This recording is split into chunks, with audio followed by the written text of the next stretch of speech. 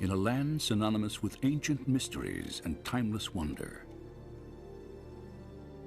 where the treasures of antiquity reveal glimpses of a glorious past. It is here, at the crossroads of biblical history and an extraordinary civilization, that one story still captivates the human imagination as perhaps no other ever told. It is the story and the mystery of the Exodus. The Exodus story is very important for a number of reasons. It's a story of liberation from bondage. It's a story of victory over oppressors. It's a story of how one individual can make a tremendous difference. I think it's right at the roots of our ethical system, if not our religious system. The Exodus in Jewish tradition, it's that which defines Israel as a people. God brought them out, made them his own, entered into a covenant relationship with them on Mount Sinai.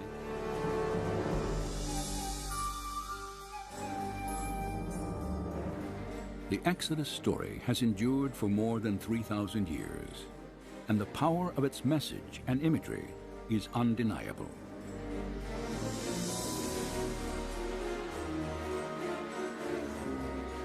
Yet, despite the religious and cultural significance of the Old Testament narrative, doubts about its authenticity have long existed.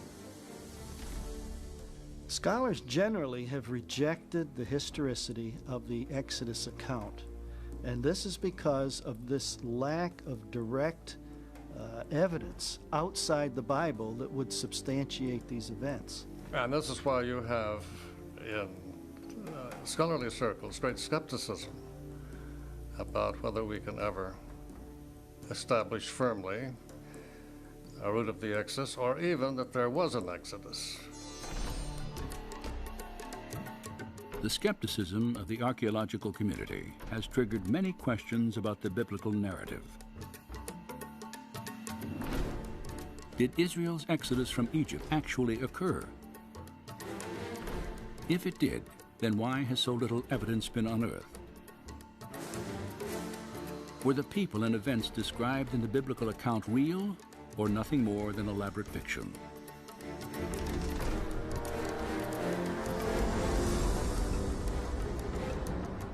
During the next hour, we will travel from the Nile Delta to the depths of the Red Sea to investigate these questions in the light of new evidence and discovery.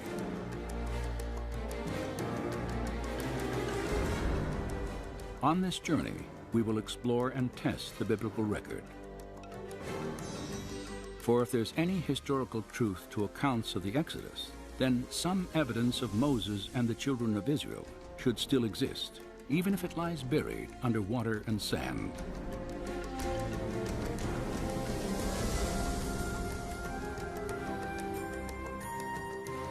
Join us now as we probe ancient mysteries to examine the Exodus story against the testimony of science, history, and archaeology.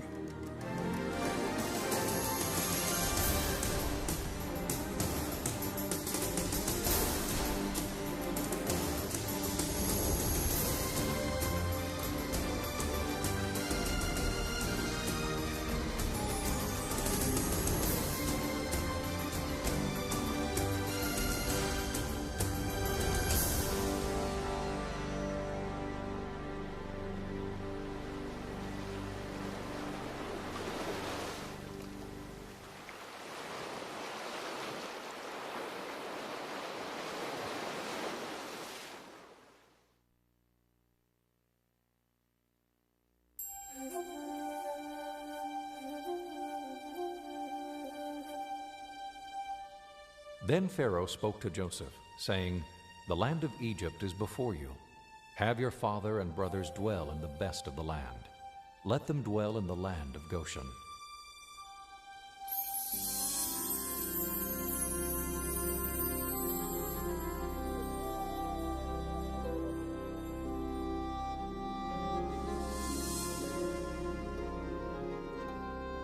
Any attempt to weigh the historical validity of the Exodus must begin here, in the Nile Delta, the biblical land of Goshen.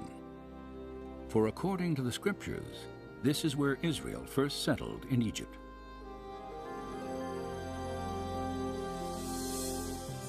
Nearly 4,000 years ago, the Hebrew patriarch Joseph, then a prisoner in Egypt, is said to have interpreted Pharaoh's dream foretelling 7 years of abundant harvest, followed by 7 years of devastating famine. After delivering this prophecy, Joseph was commissioned to oversee the harvest and storage of grain throughout the land. And when famine struck, news of Egypt's abundance spread quickly to its neighbors. There is, again, plenty of extra-biblical as well as biblical evidence of constant moving back and forth between Palestine and Egypt, particularly in times of famine. When famine ravaged Canaan, fear of starvation led Joseph's father, his 11 brothers and their wives and children, to leave their homeland and make the 200-mile journey southwest into Goshen. And as Egypt prospered under Joseph's leadership, a grateful Pharaoh offered his family permanent sanctuary in the richest area of the empire. The biblical record dates these events at early in the 19th century BC. But have archaeologists ever confirmed that a significant Canaanite population once inhabited northeastern Egypt during this time? Over the past 4 decades, extensive investigation has established the presence of ancient Israel in the Nile Delta. In 1966, just outside the small town of Cantir, an Austrian research team headed by Dr. Manfred Bietek made the first of a remarkable series of discoveries. Ruins at an excavation site called Tel El Daba are remains of what is now believed to be the earliest Israelite settlement in Egypt. Studies of pottery fragments and construction techniques have verified that primitive mud walls here were once part of an unfortified village built by Canaanite farmers in the middle of the 19th century BC. Manfred Bietek's work has provided us with the only tangible evidence for the presence of Israelites in Egypt. The earliest Asiatic occupation at Tel El Daba is in Area F, Stratum D2. And this is a very interesting level because the people living there were pastoralists, living a very simple lifestyle. They had very small structures that they lived in, evidence for keeping animals in pens and so on. This dates to the time of Jacob, of Joseph. It's at the right place. It's an Asiatic culture. Obviously, these people were not local Egyptians. They had migrated into this area from the land of Canaan. And so this could very well be evidence for the Israelites in Egypt. While excavating in these cornfields, Manfred Bietek's team made another intriguing find. In a plot of land, later identified as Area F, they uncovered the ruins of a village. In this small village there in Stratum D2, dating to the time of Joseph, all the remains are Asiatic in nature. The material culture there is Asiatic, nothing is Egyptian. A map of the excavation site confirms its distinctly Israelite origins. And there was one house in particular which was larger than the other houses. And it was laid out in kind of a horseshoe fashion around a central courtyard. And then around this rather large structure were smaller structures. And this perhaps may be the very first house built using this design. Archaeologists immediately recognized that the design of this horseshoe-shaped dwelling was identical to structures built in Israel centuries later. It was a prototype of Hebrew architecture constructed near the time Joseph was believed to have lived in Egypt.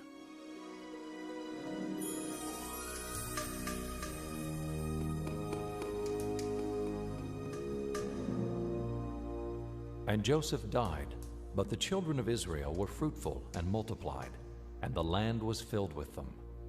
Then there arose a new king over Egypt, who did not know Joseph. And he said, "Look, the people of the children of Israel are more and mightier than we. Come, let us deal with them, lest they join our enemies and fight against us."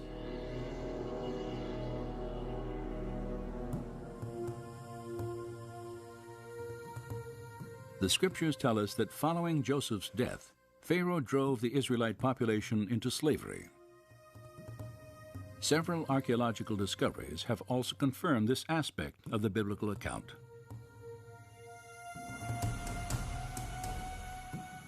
Excavations throughout the Nile Delta have unearthed walls of mud brick resembling those the Bible states were once molded by the hands of Israelite slaves.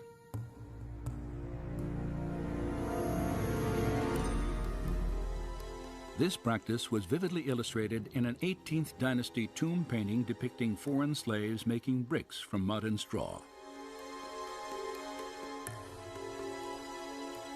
An inscription on the mural echoes the slave master's dreaded warning. "The rod is in my hand. Be not idle."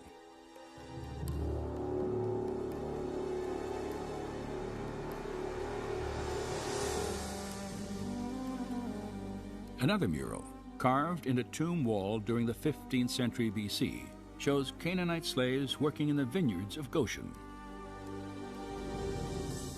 And fragments of the Brooklyn Papyrus, dating back more than 3,700 years, report the transfer of domestic slaves from one Egyptian owner to another. Each slave was listed by name. More than half the names noted were characteristically Hebrew.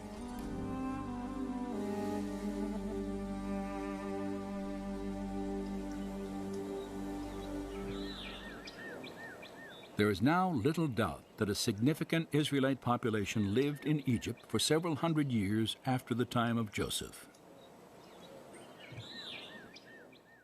Yet if biblical accounts of the Exodus are historically viable, then there should also be evidence of Israel's arrival in Canaan, the Promised Land, sometime between the 14th and 12th centuries BC. Such evidence does exist.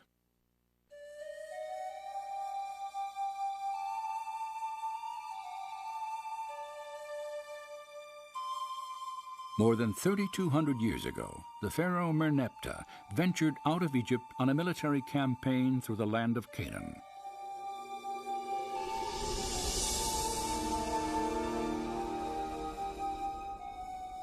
Later, in a poem proclaiming his victories, he boasted that Israel is laid waste. This inscription dates from about 1210 BC and establishes that the Israelites had arrived and settled in Canaan well before Merneptah's conquest at the end of the 13th century.